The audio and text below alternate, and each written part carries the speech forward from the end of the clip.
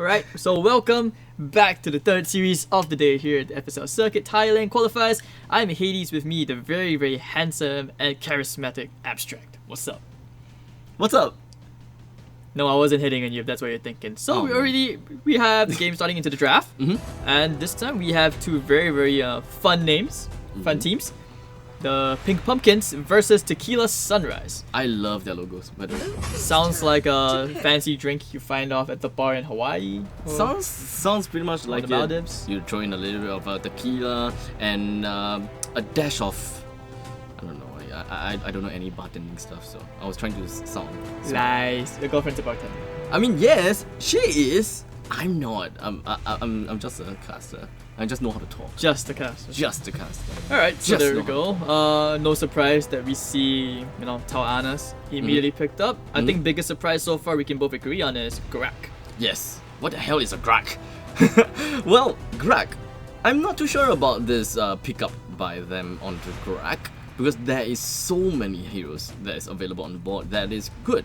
We have Sephira that is still available. We have Richter. We have Florentino, and let's not forget even the junglers as well. We have so many good heroes. The Abstract favorite word. If you guys take a shot for every time he says the word jungle, you're definitely gonna get drunk. Just saying. So Yina, deforestation. Where's the Yina pick that we were?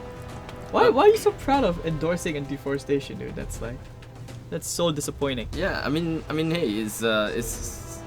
I have no idea. I have nothing to back me up on that. I'm trying to play the bad guy role, and you're playing the good guy role. It's not working out. Okay, I'll be the good guy. Maybe you'll with be the bad guy then. Maybe a bit of makeup, like an evil cosplay, look a bit closer to Omen. Or we could just dress you up as Liliana. Yeah, sure. Oh, wait, no. And then you would definitely be the bad guy, because every guy in the chat watching this broadcast would be like, this is not what I signed up for. This is not what I came to watch. My oh my. I mean, sure. Dress me up as Liliana all you want. I would need those silicone chests. Ooh.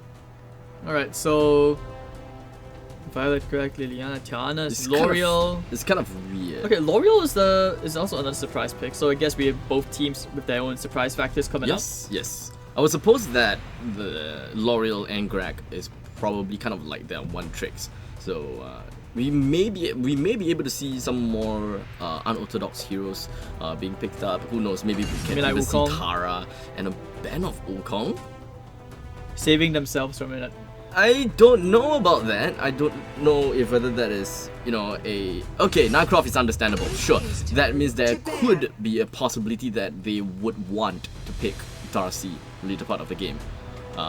But they won't want to pick Darcy immediately after the banning phase due to the fact that the opponents can still counterpick with Chognar, because they haven't fulfilled. They kind of fulfilled the tank role, which is Arumia, but there is still a possibility that they can pick up Chognar. Telling us, L'Oreal, they are looking for a jungle hero. Sephira has actually somehow managed to slide through. Yes, that is right. Sephira is still available.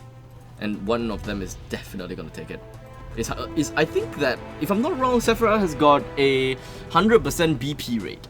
Should be 100% BP so far. No, there was one game where she wasn't even picked the band at all. I believe in the... Was it first series? Last game 2? First series, game 2. I don't think we saw the Sephira at all. Did we? Perhaps not. I don't remember seeing Sephira in game 2 of the first series. Anyways, yeah, we're in the third series, so shout out to all the wonderful partners on board here. And you can check them out. You can see them later in the overlay. Kind of just chilling around. There's a lot. There's a lot of them. Check out their brands. Check out the products. It's all cool. Check us out. When he says us, he's not talking about like us specifically. We're talking about this like wonderful name right above us. Okay, like that's pretty much about right. Well, in the meantime, let's finish up with the bands. We do have Quillen, as well as Florentino being completed as the second part of that band. So we've got the junglers is out, Quillen and Nacroth, but Murad is still available. We can still see Krignak. Darcy can still be Krignak available. Banned, so we're not gonna see Krignak. Right. Darcy is still available. We can see Darcy as the jungler. That is still possible. Liliana can be the one. I just talked about Tara. No. I wanted to see the. No. Wait, where's Marlock? I want to see Marlock again. I feel like it's a hero which needs to be given a second try. Dude, I was just joking about a Tara. Tara is probably like what? C tier? B tier, C tier. And so, okay, the thing is with Tara, okay, this is a very weird thing, but I'm once again sidetracking, but I've actually been insulted as a Tara turtle before. I'm not sure what that means. Tara turtle? Yeah, I have no idea what that means. Do you happen to know what it is? I don't suppose anyone in chat knows what a Tara turtle is. I'm not too sure about that, but my playstyle of Tara is more of an offensive Tara. You have great regeneration, sure. Maybe I'm just slow. That's what they mean. Maybe. Tara turtle? No, go back to Batman. Oh, I would have liked to see like Batman. Oh, Batman's great. So Superman. I've never seen a single Batman game. Batman. The fact that Like, Batman isn't picked up so much now is due to the fact that there is so many junglers and assassins. And that does Batman's a better job damage than is him. very slow. Yes, it's very slow because you need to wait for the second tick of the damage from your Batarang to complete your attack. Your ultimate has got a really short range, and you have a wind up as well. So there's not much opportunities for you to actually go out for a full out combo against one person. In fact, if you want to go for a full out combo, Butterfly and Quillen will be the one that seals the deal. For Nacroft, it's more about crowd control and more about distractions, and as for Murad, it's more of the split pushes as well as the invisible damage, I would like to call it. You go in, go for temporal turbulence, get out, and go for the 4 stacks against the creep wave again. Against the jungle again, then go back in. You're a knockoff spammer, aren't you? I notice how you like temporal turbulence a lot. as a spell. Murad, yes. Like all the times you've casted AOV together, it's always been Nacroft. Yes, Nacroft pretty much is. I would say that Nacroft is probably a high tier hero. What do you feel about the Scud? Scud was like the last pick. Okay, the thing about Scud is Scud. It's gonna keep cut. Scud. And I think we saw the last pick. I hope they didn't change. They were looking at Rourke? Really? Rourke? Is it Rourke? Yeah, Rourke, the one with like the mustache. Yeah, they were hovering on that icon. So will they go for it? You know, it's kind of cool to see something fresh coming out in the drafts. It's something refreshing for sure compared to like, you know, like the previous games where it was basically like all the predictable heroes, very meta heroes. I want to see something unexpected, something that surprises me. Honestly, Tara surprised me. Tara is the hero that I started AOV with. She's great, she's tanky, she's got a really good regeneration from her ultimate, and her damage is just absolutely insane when your HP is low.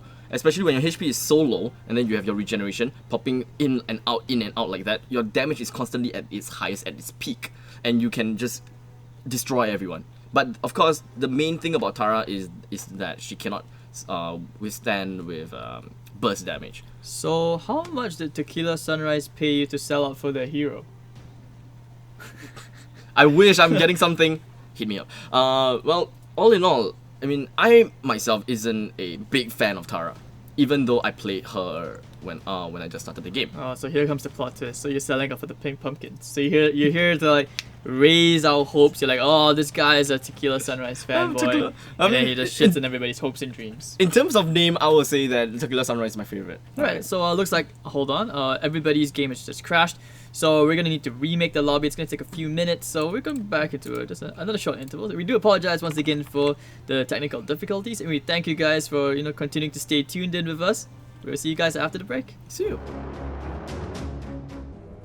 Alright, so welcome back, ladies and gentlemen. The technical difficulties, we have finally prevailed over them, and we are into the game, the first game of this third series of the day. Once again, it is the Pink Pumpkins versus Tequila Sunrise. Woohoo! And here we have Pink Pumpkin in quite a pinch for the moment of time. We got Talanas, and in fact, almost all of them are in the opponent's jungle, and it's going to be a crazy mess. As we do have Arum going down just so easily. 2 men down, 3 men down is the entirety of Pink Pumpkin. What exactly happened? All I know is 5 men were in their own jungles trying to secure the Sage Golem. And just like that, Butterfly and Arum and L'Oreal just went down like that. Easy clap, and apparently the fight continues. Kim? There's so much fight going on right now, and it's not good at all. We have Uncaged that's gonna be dropped down by a room. She will be able to put a halt to all of that battle for now because, well, the game is still extremely early, and Scott don't have that amount of farm at this moment of time. But as they can't let Tara farm too much as well. I don't think that she constitutes as a tank in this game. It's more of a damage dealer that soaks damage, you know. I just realized that this game we also gonna have our work cut out trying to pronounce some of these names because I don't speak Japanese. Do you speak Japanese? I wouldn't even know what to call them. Which one? Which one do you have problem with? Ichinose? Oh, right, that, right! And then you have, is that Tiny IGNs? And Thai IGNs. A something Aphrodite? I don't know. Bumblebee, Our Piston. Queenie. We'll call them by hero names then. This one kind of looks like Yunina Visafa, and that's... There's Bumblebee, there's I'm just gonna Hippie. go with that. Yeah, we'll go with whatever floats our boat. Right here in the bottom lane, we do have a small little butterfly waiting for something to happen. You know, fly like a butterfly, sting like a bee. That's pretty much what butterfly is waiting for. 4 pimp pumpkins together, going to congregate and trying to get a kill onto Greg, I hope. But in the end, Greg wasn't able to get a hook down. A room low in HP. Butterfly joins in the fray as well. It's going to be an all-out battle very, very soon. Violet is still around. They managed to bring down the health of a room, and this have to force a disengage from Team Pink Pumpkin. That means that Tequila Sunrise will have a good time, as most of them is already at level 4. They managed to push down the creeps at bottom lane, and that just means that Abyssal Dragon is available for the taking for them. Well, they did get the Abyssal Dragon, and I find it really funny how you have one player left on like each team, farming both middle and top lane. Okay, trying to go here into Kim, but Kim quite tanky, diving in. And just like that, just back out. A bit anticlimactic, but I mean that's what we kind of expect for now. Both teams just trying not to give away the advantage to the other side. Obviously, because right now Tequila Sunrise, they have a very narrow advantage. I wouldn't even call it an advantage at all. I would say it's just maybe like one step, half a step ahead. We do have, I believe that everyone is now level 4. Yes, all of them are level 4 and above. Everyone has their ultimate now. It is the time where mid-game team fights happen, and it doesn't seem like they are going to fully engage just yet. Arum is waiting for her beasts to appear, and Uncage and Snare is about time, but they've been hugging a tower for a pretty long time, and that's the reason why Pink Pumpkin haven't yet made a move. Yeah, I think that's fine. They need to force them out. I think it's fine though, because like Tequila Sunrise, you can see they already know that the Pink Pumpkins are trying to get kills, and as long as they don't leave the safety of the tower. Oh, nice hook from Ichinosi!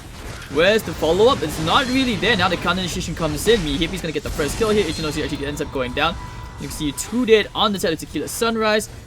Well, I'm just calling it Aphrodite. She can't even get the cleanup duty done. Oh dear, that's it. Oh man, oh man. Queenie! Did that actually just happen? Yes! Wait, how did they... Wow, okay. This took a dark turn. Yeah. I would say the butterfly actually played really well for that game, for that team fight rather. She was able to disengage at the right time so that she doesn't die. And note that whenever a hero is killed or she assisted in a kill, her skills will be refreshed by a certain percentage. I think it's about 50% or something. But why would you go into 3 heroes by yourself and they all had like about 70% HP each? So that's kind of questionable. But anyways, the Pink Pumpkins, they take the lead in the game. You know, they get 4 big kills, and these are the ones which matter at the moment, because right now they finally get to control the tempo of the game. And the balls right now on the other side of the court. Will Tequila Sunrise be able to find the picks they are looking for right now? You can see 4 heroes kind of hovering around between both middle and bot lane. But the mid lane seems to be the one that could be, you know, under siege soon. We do have Ichinose just around the corner, and we do have the Scud joining back with Tara at the top lane. They are just sharing their farms all over again, and they're not even interested in fighting against each other. Take a look at that. They're not even remotely interested in fighting until Greg joins in. A hook today? A hook today? Not gonna happen. Thought about it, but Scud is just... I mean, he's a big boy. Yeah. You don't want to mess with the bully. 3 men in the bushes. this might end pretty badly for Pink. Now they get a Abyssal Dragon, so Pink Pumpkin is gonna be very, very happy.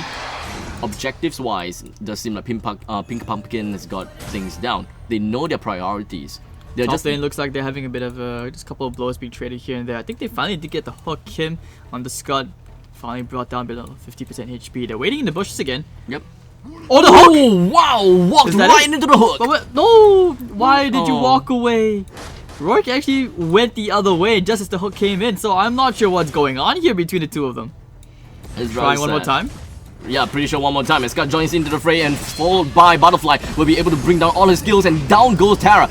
There is more time for him to actually dish out more damage and uncage right onto Apple. Down goes Rourke, and 3 men from Pink Pumpkin will be Liliana? able to make a full use of everything else. Liliana, low in HP, the beautiful uncage from her brings everyone else down. With only 1 man as a sacrifice for 3, it is well worth it. That's a disaster. You try to get that trade, Liliana going in just like that. It's a 3-for-1 trade favoring the Pink Pumpkins, and I've got a feeling that, you know, you take one more Drake and the Dark Slayer is next on the list, you know, because time is running out. We're already 7 minutes and a half in.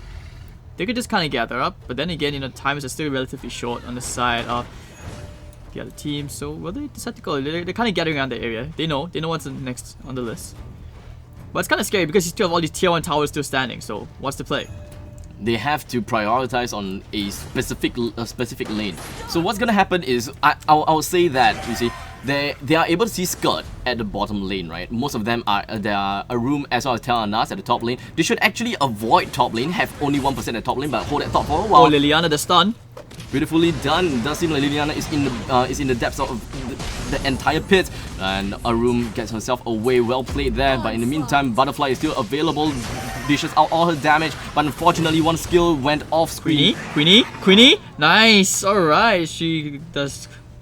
I'm not even sure why she was allowed to just go around shooting everybody down.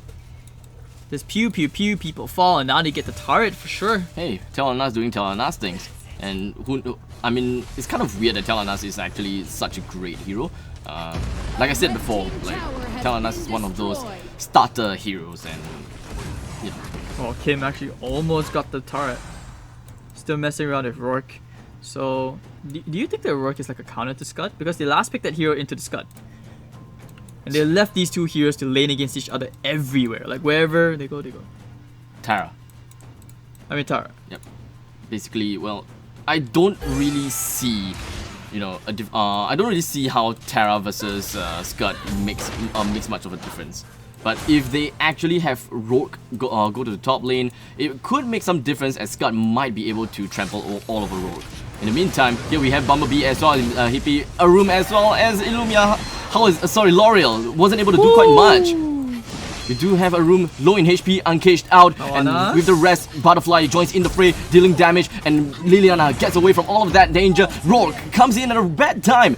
3 men against 1, and They get the more turret. bodies down.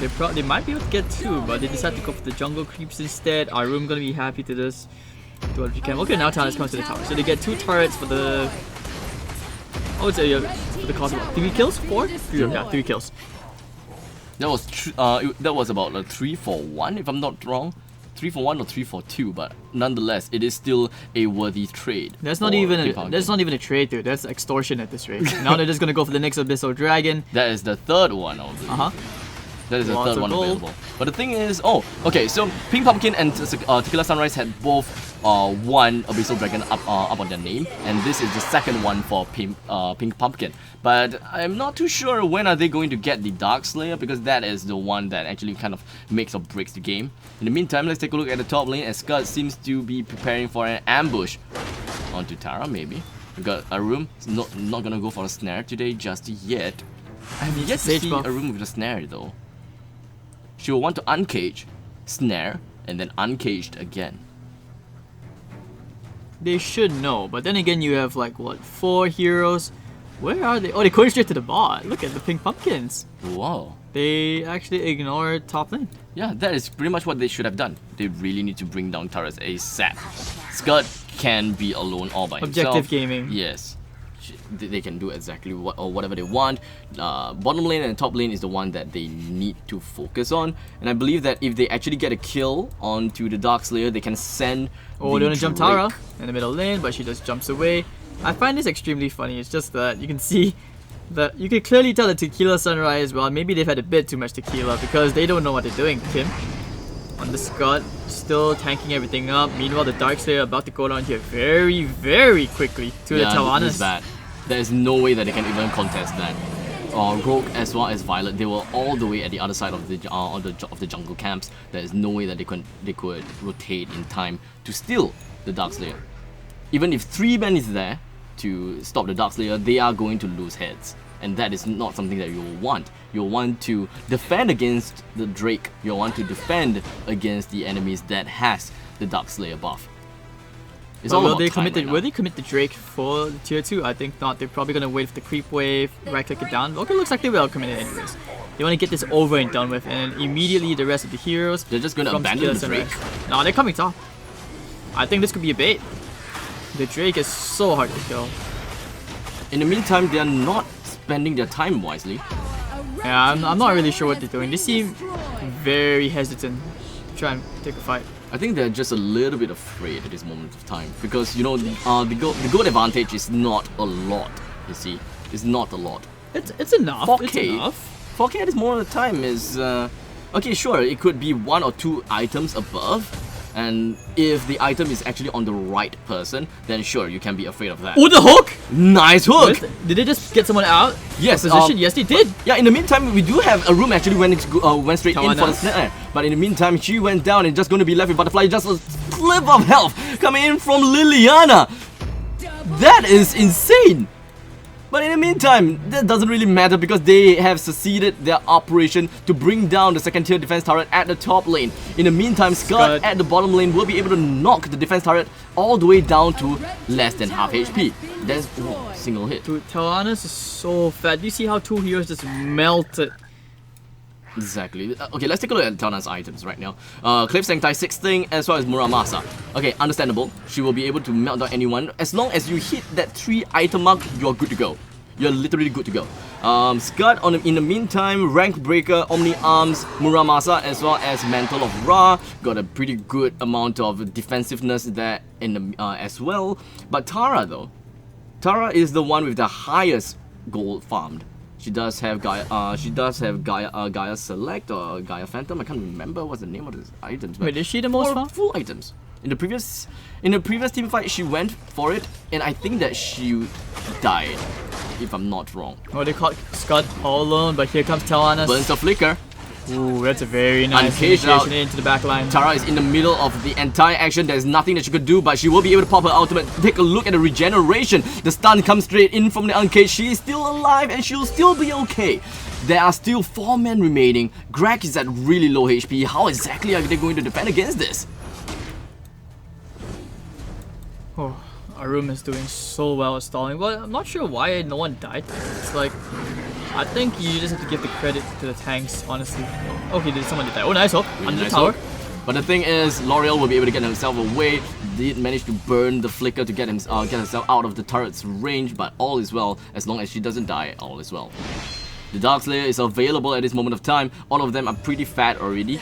With Butterfly at 8.5k. Oh, we've got a Phoenix. We've got a Phoenix coming in from Jalanas. She's not going to die for first time. I believe the cooldown is 5 minutes. So she can play extremely ballsy right now. She can play really bold. And we'll see eventually how far is that going to bring the team. Another Drake. I think they're just extending their lead, taking a time to enrage the Abyssal Dragon. Yeah, they're really just trying to extend their reach. But the thing is, I'm not too sure if whether this is a smart choice. Sure, you've got the Darkslayer and the Enriched Kratos, but you are essentially giving the lane creeps to the opponent's side. And we've got Liliana and Tara with decent amount of farm already, and it is technically Liliana and Tara versus Scud. Going straight to the bottom lane. I think that to them that's enough. Dark Blessing buff, and you have the Drake. Why not, right? Why not? Drake's coming in. In a short while, Scud doing Scud work all the way, pushing all the way from the top lane. Bottom lane is really low in HP, so the Drake will be able to handle that all by himself. So going for the trifecta push, middle lane will be comprised with mostly all 4 heroes. Scud will be at the top lane being the distraction, and take a look at this, the Drake will definitely take the rest out. A really good stun coming in from the rest of the team, and this is just going to be a complete overview. We do have the snare coming in from everyone, will be able to put everyone down in one of time, but Greg currently low HP, and so will the rest of the entire team, and Liliana falls down right on his feet, and with that said and done, top lane Scud actually got the entire core by himself. Scud is just so far ahead. Free farm Scud, man. Insane.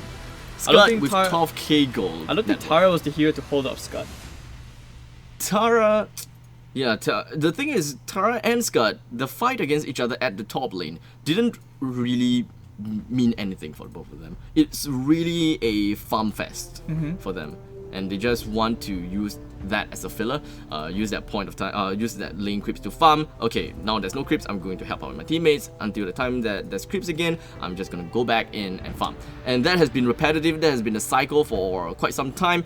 Although Tequila Sunrise tried to go for a few attempts. I'm not sure you remember. We do have Grug coming in to try to go for hooks against the Scud. In the end, it didn't do anything at all. So they had a lot of wasted time, wasted effort, and thus they lost out with quite a lot of gold and experience. Bit of miscom as well, especially with that last hook.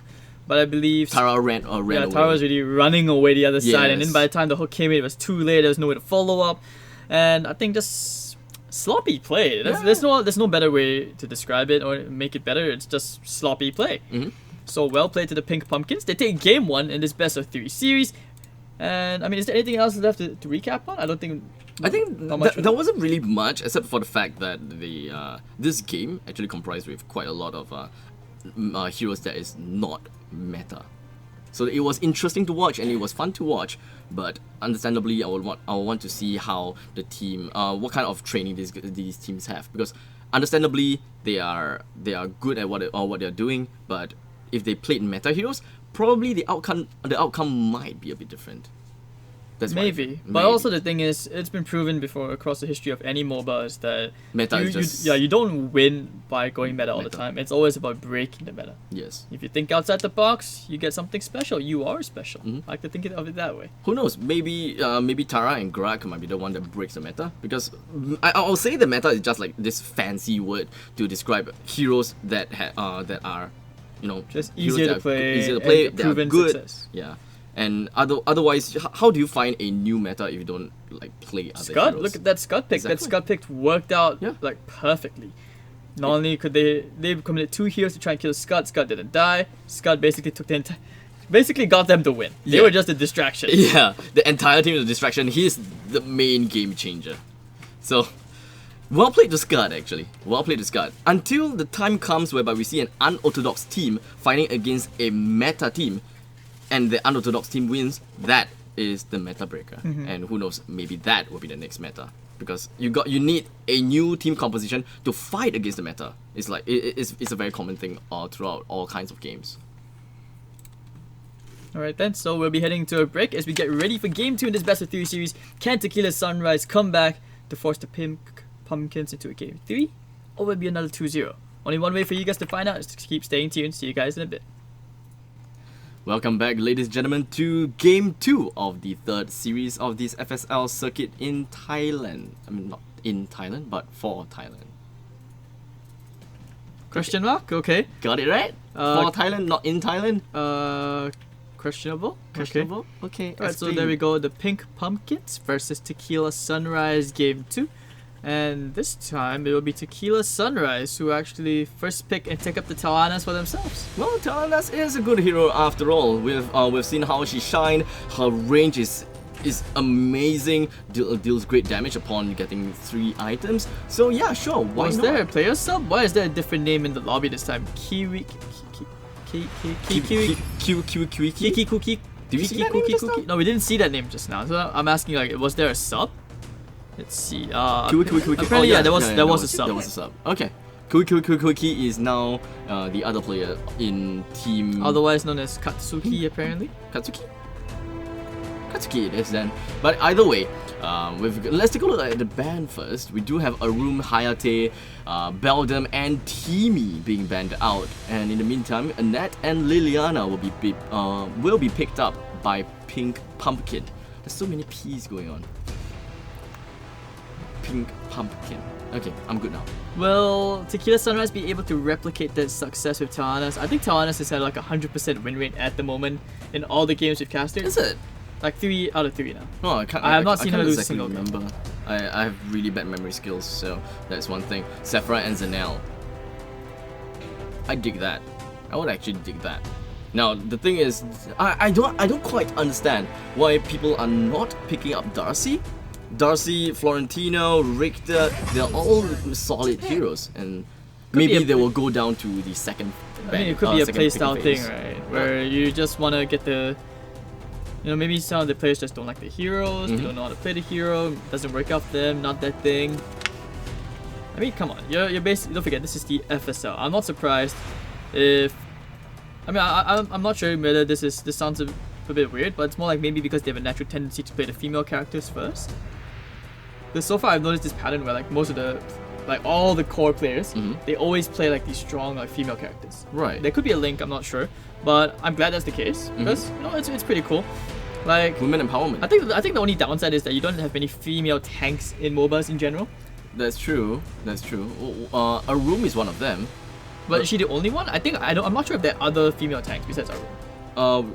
Arum, Roxy, Mina. Mina, yes, but Roxy not really, right? Roxy in some sense is more is tank support, I would say. Yeah, support. So I would still lay her like kind of more towards the support role. Yeah, but she builds tank.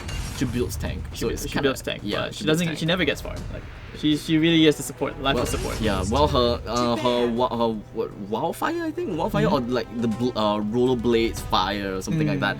That is probably the main crit clearing ability, I would say. So she still can farm pretty decently. She's got good CC as well with her ultimate, just dragging opponents around. That is one thing about Roxy. So you are a tank that can isolate one hero. And to be honest, any heroes that is able to, any tanks that is able to isolate a hero and can guarantee a single kill is a very valuable hero. Why would you say they banned Yorn though? Like Yorn has never been banned so far. Absolutely no idea. Okay, here's the thing. I would say that the bans are there is like weird bans going on is because there are heroes that is part of the the meta that you would want to pick. Like for example, Sephora has been picked already. Let's say they want to pick Florentino as well as Richter, for example. It will never happen, by the way. But example, they want to pick these two, and they don't want to risk letting the opponent ban these two heroes because they would let's say for example for Tequila Sunrise they want these two heroes. They have to ban stupid heroes in order for stupid heroes so that Pink Pumpkin can ban the actual meta heroes. So if you ban two stupid heroes, two meta heroes are available because they are not on the board, right? So stupid heroes goes in. That logic though, I wouldn't call them stupid heroes. I would say it's just out of the meta heroes. Just like the heroes which are not usually picked. I wouldn't go so far as to call them stupid. You stupid! You stupid! No, but no, nonetheless, it does seem like Team Tequila Sunrise, they actually have something in their mind because they banned out two marksmen, which is something that Pink Pumpkin doesn't have. Talanas has been picked up. There is Morin is available. They can look at the Joker so that they can burst down Talanas. That is quite normal, and it's possible to see the Flash as well. The Joker and the Flash. The Joker or the Flash. Have we seen Flash win a game yet? Not yet, right? No, not yet. I think it's been picked up twice. It's been picked up once or twice. Once. Pick rate currently is like maybe about 20%. Win rate is currently at 0%. Okay. And then we haven't seen a single Wonder Woman pick at all. No, not at all. Yeah, Wonder Woman was pretty good back then. In the earlier patches where Hayate and as well as Caphany was not in the pool just yet, especially since there is the global ban pick rule. There is so many heroes that can be rotated into the game, so Wonder Woman was seen more often than not. Alright, so Richter and Cricknack are the final picks, looks like, you know, for the side of, was it, Tequila Serpents. Okay, so Richter pick going to the Dark Slayer lane, Cricknack doing some deforestation, Sephra in the middle lane along with Zenel, and Tel-Anas will be at the Abyssal Dragon lane. Zenel might join Tel-Anas, it really depends. In the meantime, on the opponent's side, here we have Pink Pumpkin, Annette in middle lane alongside with Liliana, Quillen in the jungle, Omen that will be at the Dark Slayer lane, and finally, Elsu. understandably, Elsu or Caphany. I want to see Caphany. I think Caphany. I actually want to see Caphany. Do not pick Lindis. I haven't seen Caphany at all. Valheim, Slim. I don't think they should pick Valheim. Okay, it's still... I would have liked to see Fennec, but then yeah, I heard he's trash tier. Yeah. Fennec and Slims. I mean, he is one of the beginning heroes. Yeah, so one of the beginning heroes. I have just tiny bit of emotional connection to that hero. I would say that they are both probably like B, like B tier or something. That's not even A. Not even A. Dishonor to family. Dishonor. Oh, Wisp! Right. Are they? I mean, they have 17 seconds to continue. Wisp is fine. Wisp is fine. Is an AOE marksman, and I think that would be pretty valuable for the teammate for the team right now. They got Quillen to clean up some dead bodies and corpse. They need someone to actually do a little bit of damage. You go back to Valheim, so back to the basics. I'm not too sure about Valheim. Sure, you can kite away 3 enemies from the opponent's side. Yeah, sure, I guess. Understandably, because if you're playing as Elsu, you'll be too far from your own team. Quillen will be all the way in front, along with Omen, and it's pretty easy for an Elsu to get sniped off. So Valheim has got a lower range, and he's got to be extreme. His attack speed has got to be really fast, and that's how he can dish out all of his utilities. His stuns, his glaive damages, and really, Valheim just needs to get farmed, more attack speed, and that's how he can contribute to the team. 10 seconds he remaining. may not be the one to kill Tel-Anas. It will be Quillen's job to do. Well, whoever they actually dedicate to farm the lane creeps, I hope they just have someone who can actually push up the waves fast enough, because the biggest struggle so far which we've seen teams lose is that one hero that invests to get all these resources tends to push up the waves too slow, and as such you're unable to have full efficiency when you're farming. You can't go to the jungle fast enough, because by the time you go back you realize that you've maybe cleared one wave while your enemy has cleared 2 sides. So these are the things which I hope, at least when these teams are drafting, they kind of consider that. They kind of factor these in to their calculations. Because after all, drafting in MOBA is so important. It's basically... 40% of the game is I would decided. say even more than that. I would say it's like 50-60%. Especially in AOV. So we should see this game. I'm expecting big things, because obviously you have the Richter and the Cricknack. I like that opening quite a lot. I don't mean the closing, sorry. Yeah, Richter and Cricknack, if given and finding success in their kills, I find that they can be extremely hard to deal with. In the end, Sephra as a support, I would think that Sephra is kind of like the support mage for their team, but in the meantime, Annette will be the support tank for the team, and I think that that's going to be a little bit difficult. It's going to be a little bit difficult, and Annette will be able to bring down pretty good CCs coming in from Windcuffs, from quite a couple of his abilities. Quillen has to go in fast, get the kill done, and the only heroes that he can aim for is probably Tel-Anas as well as Sephra. Zenel is a no. Richter is possible, but you wouldn't want to prioritize onto Richter though. Get ready. Alright, so there we go. Game to Cricknack. Jungling? Or actually heading off to the solo lane? Cricknack should be jungling. It's only right for him to jungle. Yeah, he has the knife, so he should be or will be jungling. Yeah. The Kukri. In the meantime, Liliana mid, right? Yeah, Liliana mid, Quillen will be in the jungle. I would really want to see more Quillen action. Quillen is such a strong hero. I myself play Quillen a lot, so I kind of understand. But the thing is, I'm in low tier, so no one knows how to stop Quillen, unfortunately. Quillen is like an upgraded butterfly. We saw how great Butterfly was in the previous game, and I would say that Quillen most probably will upstage that Butterfly. Well, we should also see if Talanas can have a good game. Farm Talanas, we saw how fast she takes towers, especially when it comes to like the Drake and the Abyssal Dragon, how fast you can take it and allows your team to just snowball off that advantage. Downside is at level 1 to 2, her laning phase is just very weak. Very, very weak. You really can't do anything. But afterwards, maybe get like your first item at level, like level 4, you're good to go. Yeah, typically the first item is good enough. The first item will be able to put yourself a little bit more aggressive, a little bit more competitive, but right now it's not going to do anything for you at all. And the game has been paused again, but it's okay. So it does seem like Talanas will be alone at the Dark Slayer, will be alone in the Abyssal Dragon lane, and I would expect that Richter will be going to the Dark Slayer lane, but it does seem like he wants to make sure that his Kriknak is able to get the buff first. So that is going to be the main thing for them. Secure the buff, secure the jungle before he puts himself at the top lane, because either way, the creep waves will only come in shortly after the mid lane is done. I mean, I hope the Kriknak this game actually does do things like what we expect from those who jungle. When you get the jungler role, I want you to see like the rotations come on. I want you to see that put pressure on. More importantly, I want you to pressure the enemy, forcing them to react to you. That's what I feel is what a good Kriknak does. I don't like to see Kriknaks just like farm the entire jungle, then just don't do anything. You know, Right. to rotate and just go to the lane. Often we've seen that. Typically, for Kriknak, in fact, most junglers out there, once they have depleted their entire jungle, that is the time for them to relegate down to the Abyssal Dragon lane to help out the marksman, and to, of course, most importantly, get the Abyssal Dragon. Because you are already at level 4. The rest of your teammates is probably, let's say, level 3. So you do have an edge when it comes to killing the Abyssal Dragon, and you do have an edge to defend the Abyssal Dragon if anyone else comes in.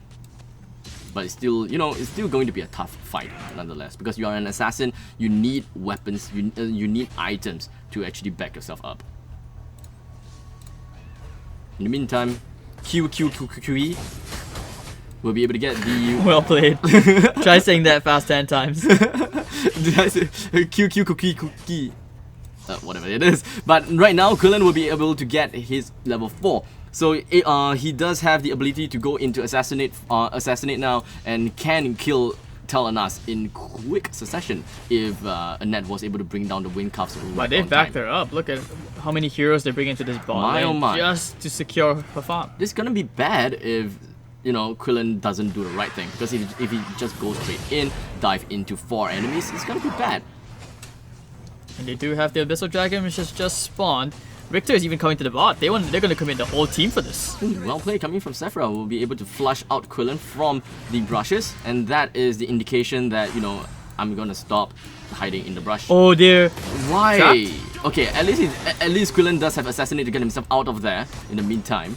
Kratos is now being pulled out of his home, and he will return back to his home in a while. So a little bit of a resetting of Kratos, a little bit of a time wasting kind of thing.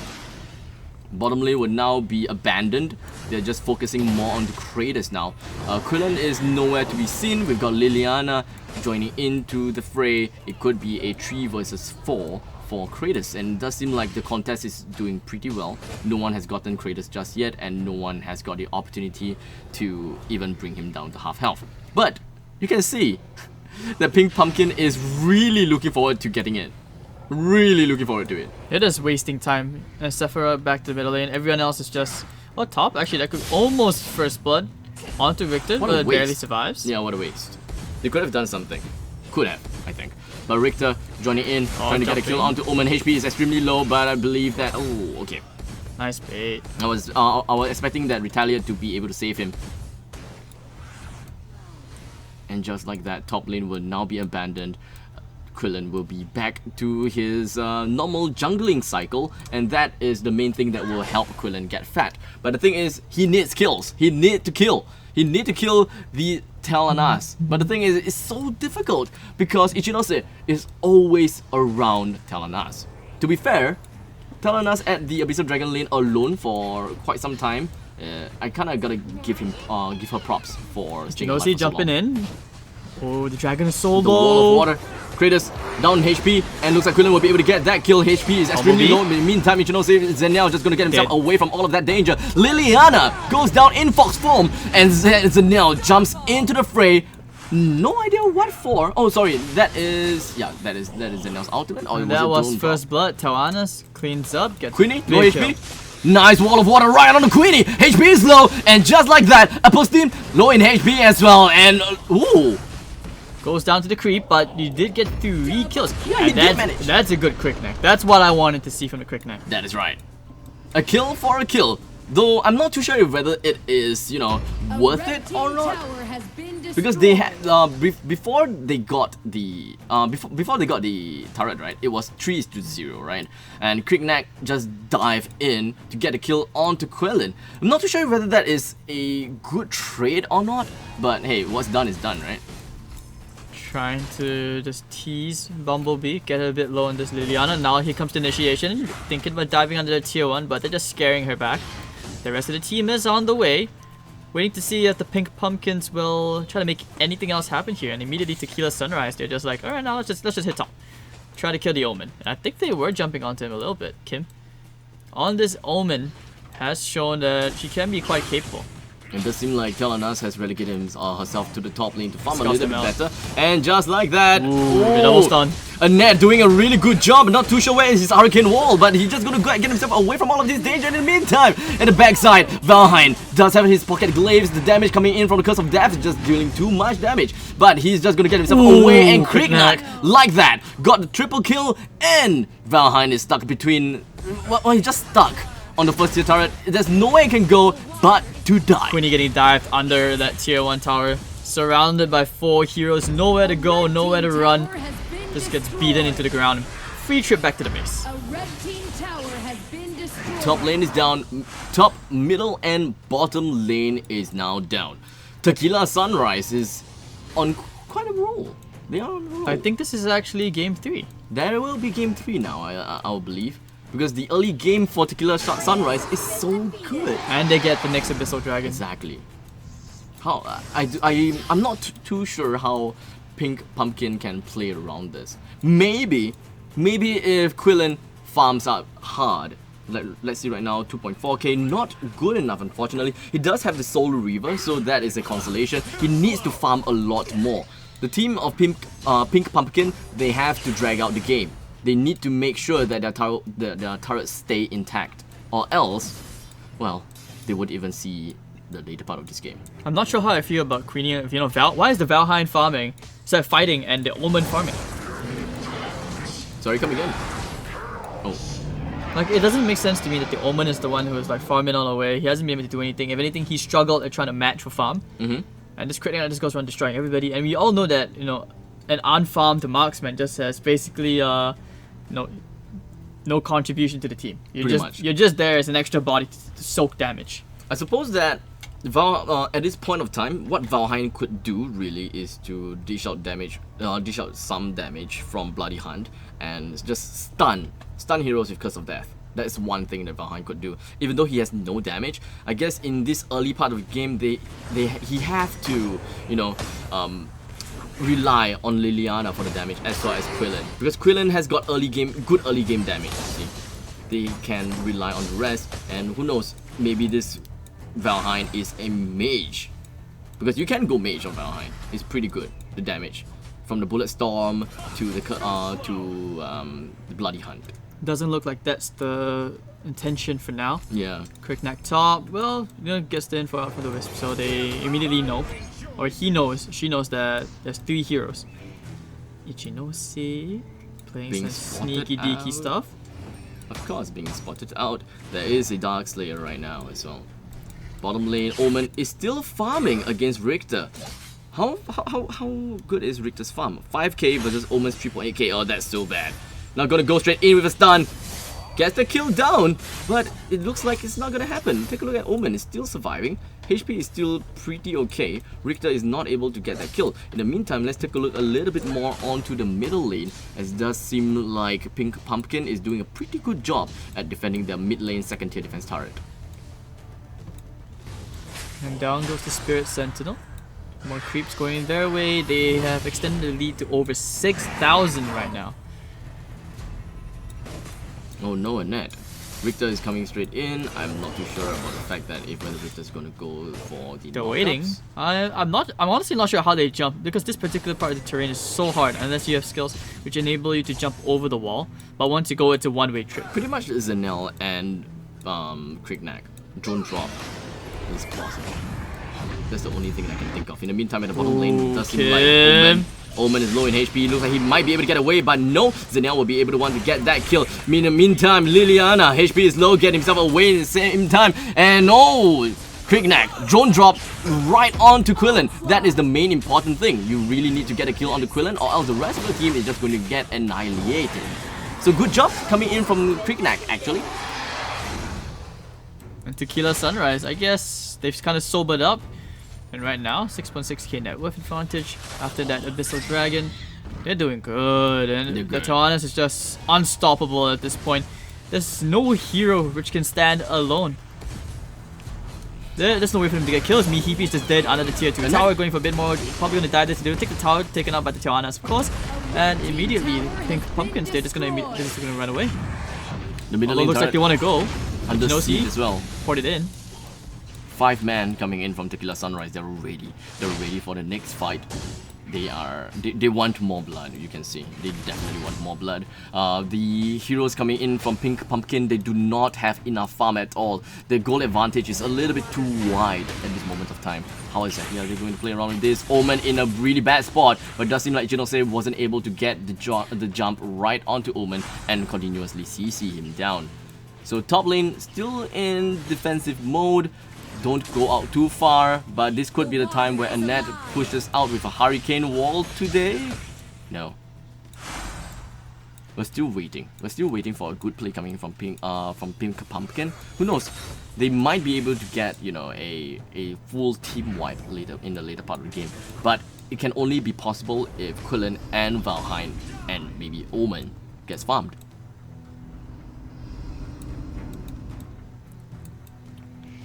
So what's the comeback play here? When you're so far behind, you're basically almost 10k behind. How do you come back? I know you said you wanted to make a good play, but what's the opening? Because if you look at Tequila Sunrise, they've been so disciplined. They're always moving around as 4. Do you move as 5 to try and fight them? What do you do? All I can think of is really just play by your turrets. Just play by your turrets and play safe. 2% here, 2% there, and really just drag the game out. Because the thing is, the goal advantage is just so high coming in from Tequila Sunrise. So why not just let both sides farm? Like let's say I'm coming in from Pink Pumpkin. I'm going to let my team farm. In the meantime, I'm going to let Tequila Sunrise farm as well, so that everyone, all the main core heroes is at full item. Because that is the point of time whereby your team support makes. Oh, they're just going. That wall of water. That is the main difference. Trapping 3. But there wasn't any follow-up, but still it's actually enough to chase them away, as they're just waiting for the creep wave before they can start popping away at that tier 2. Richter is also heading to the middle lane, and it actually looks like they want to go for a huge push as they start to convene. I think the line that Pink Pumpkin has to draw is that their main core units has got at least 3 items, 3 main items. And right now Quillen, all he has is a Soul Reaver and a Clave Sancti. So that is honestly kind of bad. He doesn't have Omni Arms just yet. For Valheim has got 2 items down. Yeah, you got about 2 items down. And Omen on the other hand, Mental Ra and Fafnir's Talon. So not quite there yet. Another Fafnir Talon coming in from Valheim. So a little bit more damage coming out from Valheim. But in the meantime, looks like Omen. Oh, the snipe. Tawanas. Well played coming from Tawanas. Now the top lane is going to be under siege by the Drake, and this is pretty bad. Mid lane is down as well. We've got Pink Pumpkin has their back against the wall. There is absolutely nothing that they can do, but hey, the good thing is they have turrets fighting for them. But how are they going to make full use of the turrets? We do have Annette going straight in. He does going to put up the Hurricane Wall, but immediately pulling back afterwards. Because the main thing is to get a kill onto Sephira. The turret at the top lane will go down. The Drake is still alive, and Annette is suffering quite some damage from that. In the meantime, the entire team of Tequila Sunrise will now fall back because they have achieved their accomplishment, or rather they have achieved what they want, and that is to bring down the top lane turret. Yeah, they're gonna take things nice and slow, just wait, chill a bit more, we're gonna get the next items up. I mean, the next Abyssal Dragon's up in like, what, 7 seconds? They don't have to rush the game. This is their game to lose. They have absolute control wherever they go. It's kind of sad that Liliana doesn't have. But they want to contest this dragon. Wow, look at how fast. The damage output is just insane right now. I was hoping for Annette to actually go in for the Hurricane Whirlpool, but she doesn't have that. She used that for to zone Sephira out. That's kind of sad though. But it's okay. At least they managed to get 3 kills for now. And look, the game is not over yet. I don't think that the game is over yet, because if they are able to get a good team wipe, like let's say they are able to get 3 men down with no man down for their own, they can use that opportunity to push down turrets. And right now, all turrets are still available for Team Tequila Sunrise. So, just one team wipe is available for them to recover at least 5k, to gain at least 5k.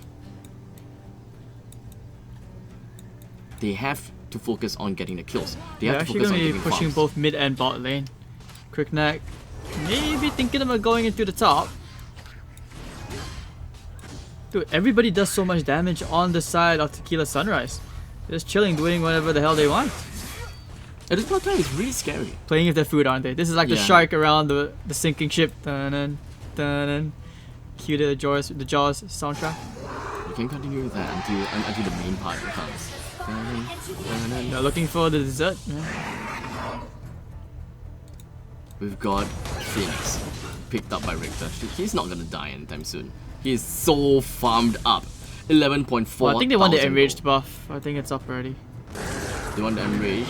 Yeah, they got the enraged. And the Dark Slayer is available as well. So that is bad. But the thing is, if Tequila Sunrise actually goes for the Dark Slayer, that could possibly be the time for Pink Pumpkin to cut in and try to snag it away, or to kill the entirety of Tequila Sunrise for the Dark Slayer. Like, they can lose the Dark Slayer, That's sure. not likely to happen. It's already down. It's already down. They don't even have the opportunity to move any step closer. So, with that said and done, the game might be over for Pink Pumpkin. That means we are going to look at game number 3 in a while later, but I'm not going to jump into conclusions just yet. There still may be a miracle. Quillen is at 9.7k. He can kill Telanas. Can kill. I don't doubt it. Deaths. Okay. Telanas items are pretty scary. 4 items. With a new inclusion of Death Sickle. I think he's just Still pushing forward. I think this has to be the GG push. The Drake's already pushing in the bottom Yes. lane. This is where they dive. Here's Yep, the they're wall- going in. Wall of water as well. The Hurricane Wall going to be brought up by Annette, but I'm not going to do anything else from this point of time. But Quillen just going to do all the damage that he can in this world. But look at Sephira. HP is low. Down he goes. Richter is just going to move around and get himself to the middle lane. In the meantime, we do have Annette. HP is low, and so is Quillen. Quillen wants to get a little bit more, but he has to go back home to heal up just a little bit. All 4 of them is still available. He wants to go for Quillen. Quillen wants to go for the Richter, but HP is low. Assassinates, and just like that, the game has ended. Core is down. We're looking into game number 3. Just dancing around. Pew pew pew. Shoots the core. I mean, at that point, it was already over. Like what, 5 minutes ago? Yeah, When I was goal kinda beat just getting about the difference is just so big this time. In fact, like Tequila Sunrise just looked like a completely different team. They do. In fact, I was kind of confused for a while. I thought, wait, Tequila Sunrise is which one? But in the end, it looks like Tequila Sunrise was able to bring themselves back up, and we'll be looking into game number 3 very soon for this 3rd series. Ichinosi had such a good game. That global presence just porting in, bam. That was the impact we wanted, and so much better game. This is the first Kid Track game that I actually saw, which is what actually turned out well. You can see this is what I referred to, like that early rotations, and you saw how fast they dived the towers. Even when they were like boxing in the Valheim around the top, you know, this Kid Track is just like clearing up the entire jungle area, and I'm not sure why the Pink Pumpkins allowed that to happen, as they just kind of did nothing around the bottom lane actually. Yeah, the bottom lane, I think that they weren't Weren't they like bold enough. trying to shut down the Richter? At one point they brought like 2 or 3 heroes. They actually brought down quite a lot of heroes just to shut down Telenas. I mean, not really shut her down, but she's been farming there for a good whole 3-4 minutes, and she literally didn't do anything else. So they wanted to get a kill on Telenas, but Telenas has been sticking onto the turret for so long. Some more, she had Zenel around. Whenever she feels that she's in danger, Zenel appears. Okay. So there's really, I think that is the main thing about Pink Pumpkin. They do not have the guts to push in. It's like, we have too many things to lose. I'd rather not push for this, and we just go back to farm. And I think that's what happened. Especially when you're that far behind. They should have entered survival mode. Your back's against the wall. You just need to, for lack of better words, man up. Often that's the case. But alright, so that was game 2. The deciding game will be coming up in a couple of minutes as we take a quick break for the players to basically discuss what needs to be done. Who will move on to the next round? Only one way for you guys to find out, and that's to keep tuning in. I'm Hades, this is Abstract. See you in a couple of minutes. Ladies and gentlemen, welcome back to the FSL circuit. And of course, we are finally in for the third game of this third series. I was a little bit sad because I thought for a moment there, just for a tiny moment of hope, I thought we were going to see a Fennec. Yes. I saw it hover and that's why I went... Yeah. That was so sad. I saw that like a very slight disappointment coming in from you, like your soul completely crushed down. I mean, that's the thing, right? I wish like in AOV some of these heroes, you give them a bit more love. Like Fennec, it can be quite fun. The skills are fun to play. Maybe you just boost his damage a little bit. I guess so. But you know what's fun? You know which hero is fun? Kawanas? Yes. We know about your Yina crush. No, I'm serious. She's so fun to play. Yeah, moving on. We've got the bands here. TB, Sephira, Beldam, and Hayate. We can just don't care about Hayate for the entire Beldam's game. been like a first phase ban. It's either they ban him or they just Pick both him. teams just completely don't touch him actually. No, yeah, in some sense. I think the past 2 games we haven't seen a Beldam ban at all. Have we? I don't think so. Because the thing is, there's so many good heroes on the board right now, and they don't know what to pick. Because you gotta look into team composition, team drafting, what your opponent pick, how do you pair your own team together and all stuff. Because you can't just rojak everything together. So it's gonna be tough. For in this case, they do have Telenas, Illumia, and Richter. Honestly, that kind of seems a bit weird. They fill in the roles properly, yes, sure, but it seems as though that the CCs coming in is not that high. But here's the thing, if for us casters it's weird. Can you imagine from the player's perspective what it's like? Try to imagine, imagine if they had the same reactions, you're just like, it's weird, like, but afterwards, just come on and just smash, just own with this comp just because they underestimated it. That could happen, you never know. Yeah, that is true. That is true. And the Omen? unorthodox team. Oh man. I've not been convinced by this hero. I have not seen this hero win a single game today. I mean, it's like if they pick it, it's like the 3rd or 4th game now. Omen is good. I would say Omen is pretty good. In the meantime, we've got the final pickups coming in from the first phase: Violet, Arum, and Omen. So let's talk about the roles. Let's talk about the potential bans, potential picks. So for the pink pumpkin side, we've got Telenas, Illumia, and Richter, right? So Telenas is going to be at the Abyssal Dragon, Illumia probably in the mid, Richter at the Darkslayer lane. So what they need is a tank as well as a jungler. Darcy is available. Looks like the ban coming in onto Butterfly is understandable. Any kind of jungler needs to be banned.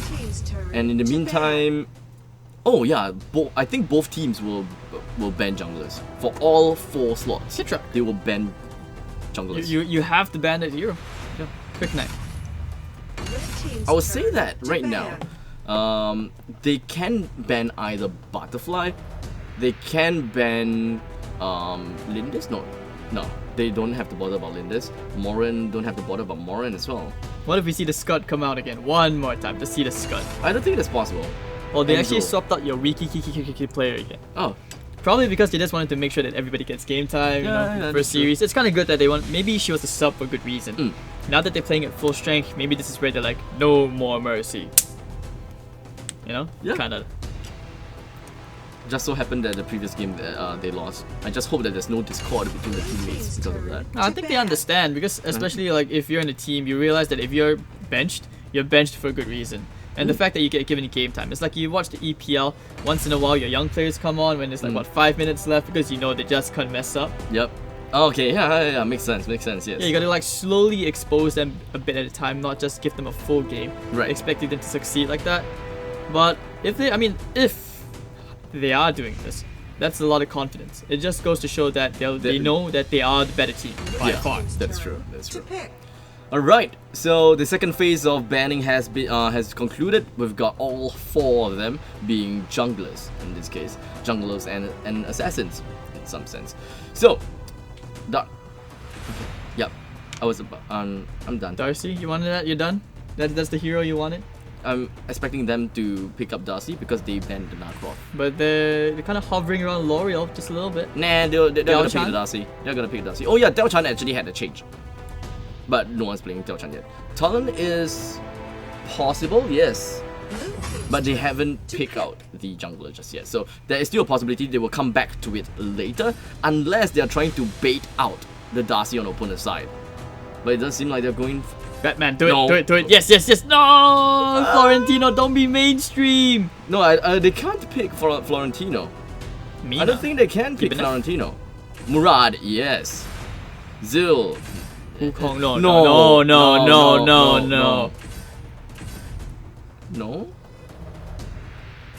I know you smiled a bit when you saw Yina. Did I? I didn't even see the Yina. Rourke, Slims. Slims. Sure, Slims, yeah, sure. I like that pick it slim up. skin. It looks better than the original. The original slim skin just makes him look like a pervert. Yeah, he does. He kind of looks at me. Pervert. What? Looks like you? What? No, what? Hey. Rourke. Looks like Rourke is going to be the jungler of their team with Ibanez, the one that will be in the... Is it Ibanez? Ibanez. Yes, Ibanez. Takes a while to get used to it. I don't know. I just find it a very weird name. Yeah. It doesn't really make sense to me. Unless there's a direct translation. Actually, maybe I should Google it later. Like, what's the actual language? Like some of the names, like Valheim, these kind of names, they sound like Viking names. Yeah, They yeah, came yeah. from very specific mythologies. So, Ibanez, like, where is the? Is that like elfish language that they just randomly took out from Lord of the Rings or something? I have no idea, but in Hearthstone we have there's names like this as well. There's pretty much something like this. Like I completely forgot Hearthstone the in name. 2019. What I can't remember the names anymore. That is just something that is completely out of my mind. And the final jungle pick is going to be Butterfly, and that does not by any means look like a butterfly skin. That looks more of a Liliana skin. Butterfly is... Ultimate confusion. You pick Liliana and you pick Butterfly. Use that skin just to confuse them. And then when Butterfly is coming, it's like, okay, and you look, Butterfly is bottom lane. I mean, Butterfly is going to you right now. Wait, what? And it's like, what? There's Liliana. It's like, no, that's not. The ultimate comms. My oh my. I always I found- really want to see how this butterfly model look in game. No, don't change it out. Oh, that one- now that looks one makes butterfly. more sense. Now that looks butterfly. I always found like with these, because mobile gaming and MOBAs, they are still in the developmental stages compared to like PC MOBAs, where they obviously every game as they evolve, the players also evolve in that case. 10 So, seconds remaining. I'm looking forward to seeing the progress for like AOV players. I'm trying to imagine like how they are communicating right now. I wish we had a bit of insight into the Discord. Maybe see how these guys are talking, how these girls are like just saying, "Hey, use the skin." It's like, no, but it looks like Liliana. I mean, to be fair, they kind of all of them is kind of red. That doesn't look like a violet skin, to be honest. Okay, no, Tulin's like completely white. Tulin is white, except for the rest. He Rest looks of them like are reddish. that dude from BTS. My God, I don't even know who that dude is. I mean, I know they nothing all look about the same, K-pop. right? So Yeah, I mean, yeah, in some sense. Well, Violet, there is. I never realized this until like yesterday, but Violet has a shit ton of skin. She had like what 7, 8 skins. There's a lot of skins. give It's insane. Fennec skins. Make Fennec great again, or make Fennec great for once. Just Fennec- once. Oh man, come on. He was great. He was Was good. Well, he was good. So is he like not good? Was he No. ever good? in fact? I think he was good, but because of the introduction of new heroes, he's not that good anymore. If you're going to put like Caffney versus Fennec, Caffney probably Caffney probably wins. Caffney is picked so much in ladder, and Fennec is just like, wait, what? Who's Fennec? Get ready.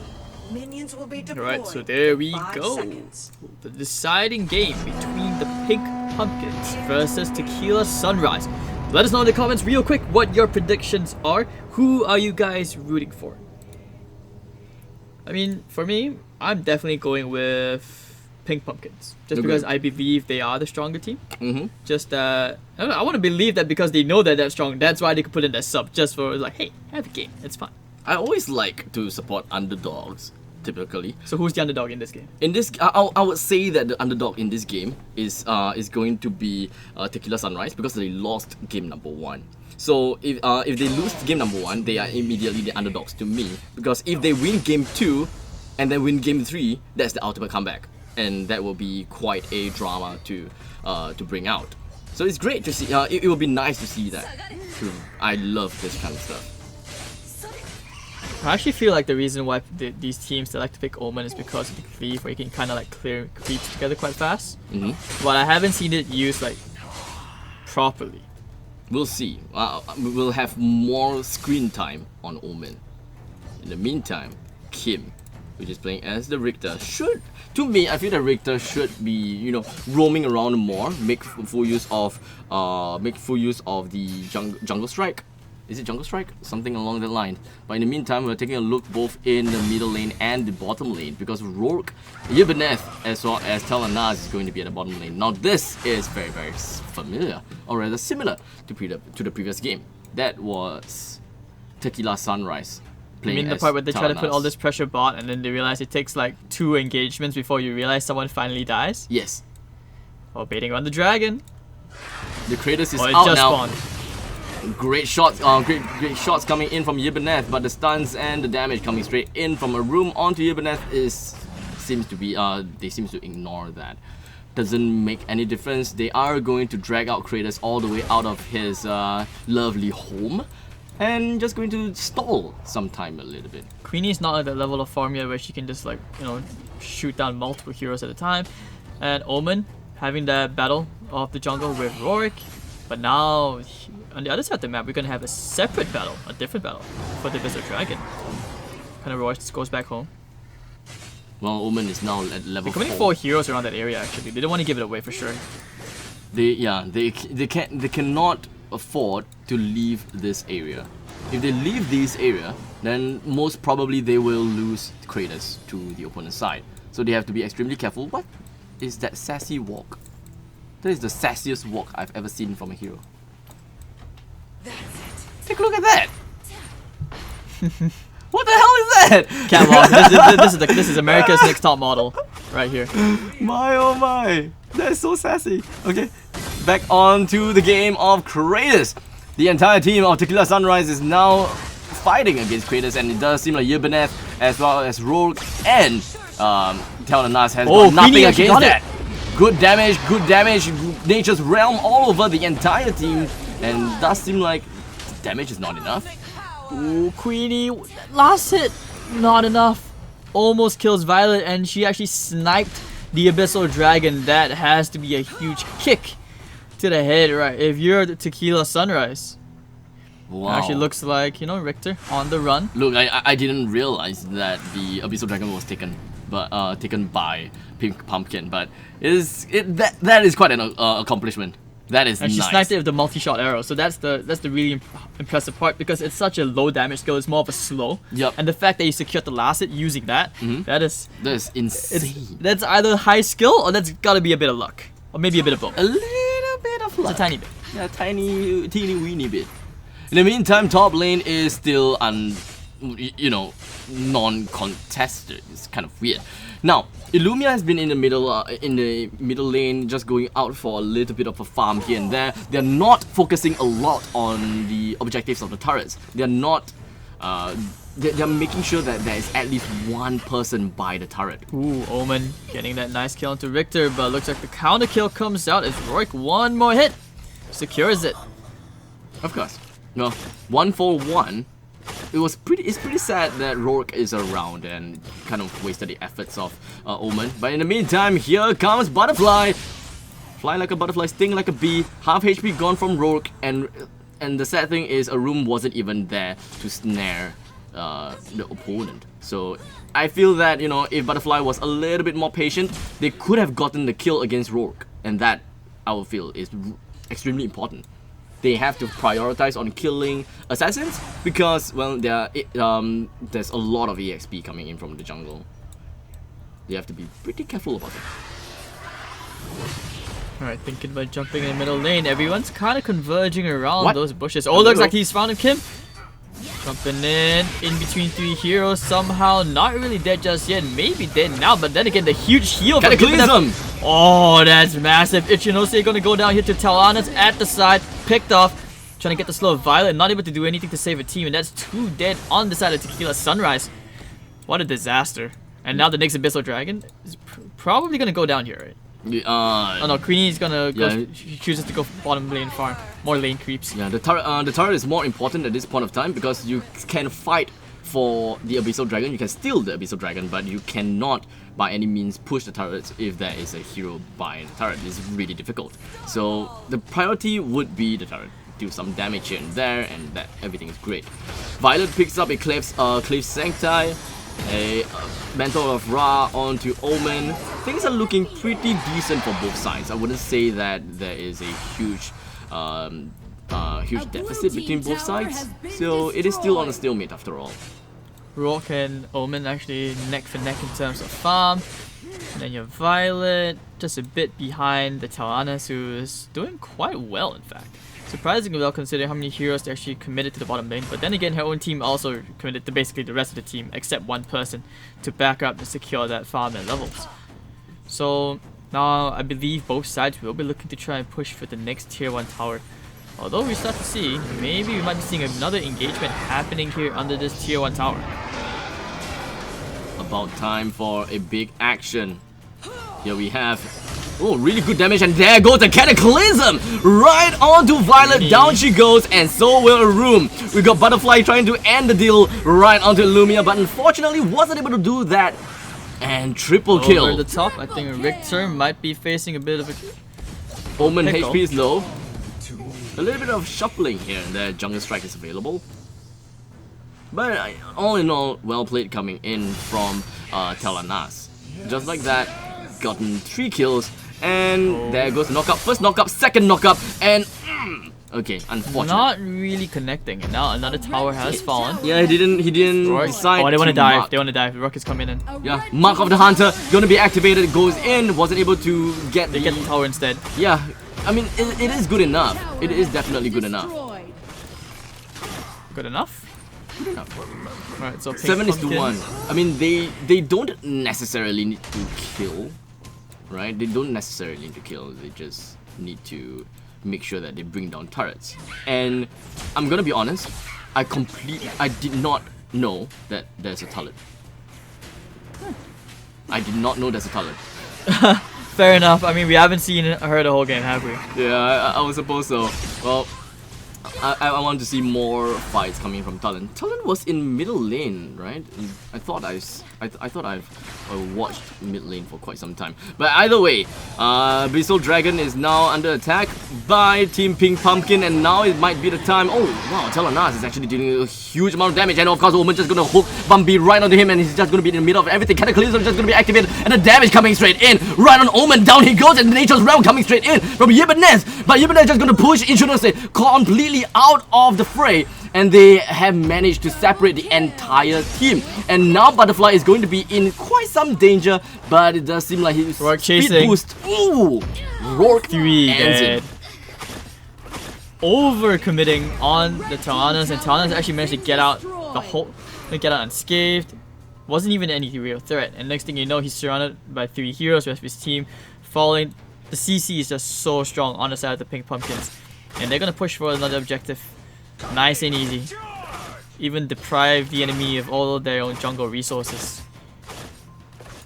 Now the middle lane is being defended by Tequila I think Sunrise. we're going Oh, Rourke HP is down so low. But the heal. ultimate coming straight in from Omen is just going to keep Hiberneth inside. But of course, just using Nature's Realm to get himself some damage. Ichinose, you are a tank, but you cannot tank that much damage. But Butterfly joins straight into the fray, almost getting the kill round to Rourke. That Wow. should refresh his ability. But unfortunately, with a sliver of health, Rourke gets away. And that is exactly how the team brings down Butterfly. And you casually have Richter, who, you know, very little HP, but that's a life steal, pulling out in the end. And now Talonus should be able to get some good damage out onto this tower. They have a siege weapon. Oh, look at Violet, completely CC'd out of control for 3 shots in a row. Oh, Queenie doesn't want to take the risk. I felt they could have taken the tower though, so they rather take the safer option. They will call for the retreat, go back, perhaps try for the Drake, take the Dark Slayer next. They need the Dark Slayer, and then they can pretty much secure at least one turret. Yeah, the Dark Slayer, the Dark Slayer is pretty much the only other thing that they can go for, and it's pretty. I mean, it's fine. Get the Dark Slayer, get the Drake, so that the Drake will go down from the middle lane. Then they don't have to care about the middle lane at all. They can just go to the top lane or the bottom lane and force a trifecta push once again. The one that should go for the trifecta push is most probably gonna be Richter.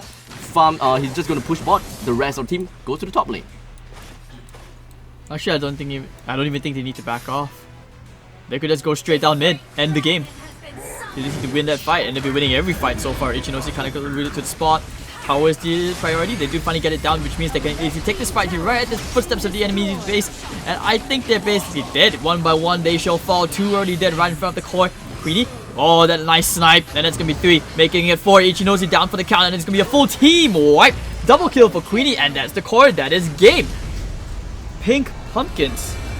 Pink Pumpkin. Wiping the floor with tequila and blood. 19-2. At 11 minutes in, nice, quick, and clean game. Yes, swift assassinate against the entire team.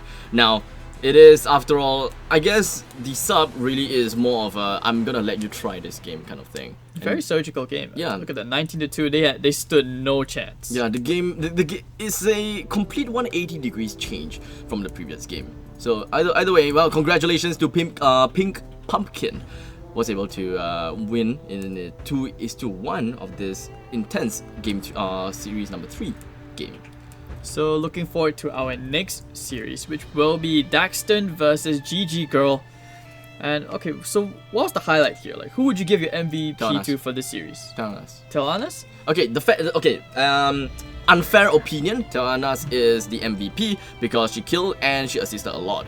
But the thing is, Talanas did really well when it comes to positioning. She knows how to get the right shots down, where should she stand throughout the entire fight, to the point that she don't die at all. Because Butterfly is around. Butterfly died 6 times, so that's kind of unfortunate for Butterfly. But the main thing is that Talanas stays alive, and that's how she snowballed out of control. Biggest game changer for me for sure was that game 3 where Queenie actually just sniped the Abyssal Dragon when you had 4 heroes inside the pit. Yes. That was some sick play, and Queenie well deserved. I'm not even surprised she's the MVP. I didn't even have to look. It was just really good play from her left, right, center. The Queenie show. Alright, so ladies and gentlemen, as we wait and prep the lobbies up for the next series, which will be Daxton versus GG Girl. You guys would definitely want to stay tuned, as I think that's our second last series here on the stream. This is the FSL Pro Circuit Arena Valid High Qualifiers. I'm Hades. This is Abstract. You don't go anywhere, alright? We'll see you guys today. Gotta be here, okay? Promise? See you guys? Yes. Alright, see you guys soon.